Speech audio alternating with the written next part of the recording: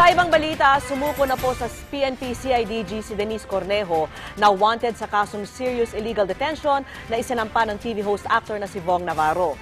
Bakit nga ba natagalang sumuko si Cornejo? Ang sagot sa report ng saksing si Salima Refran. Nakasombrero, nakayuko, tiko mambibig. At pagdating sa CIDG Women and Children Protection Unit ngayong gabi, tahimik pa rin si Denise Cornejo.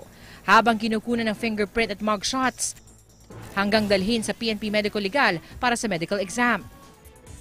Nagdesisyong sumuko sa pulisya kanina si Cornejo matapos ilabas ang warrant of arrest sa kanya noong April 21 para sa kasong serious illegal detention kaugnay sa pamubugbog sa aktor na si Vong Navarro sa condo unit ni Cornejo noong Enero.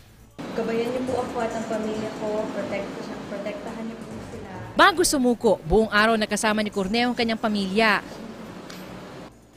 Bit-bit ni Denise ang isang Biblia at mensahe ng pagsuporta mula sa kanyang amang nasa ibang bansa. Pasado alas 4 ng hapon, dumating sa tanggapan ni PNP Chief Director General Alan Purisima si Cornejo, kasama ang kanyang abogado at ilang kaanak.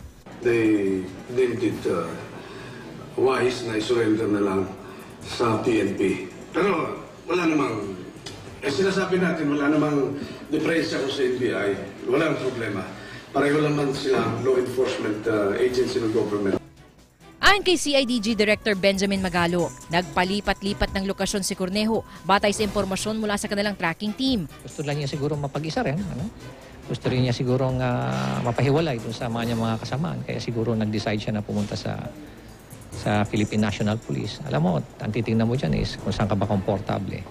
Huling lumabas sa publiko si Cornejo noong Abril kung kailan naglagak siya ng piyansa para naman sa kasong grave coercion.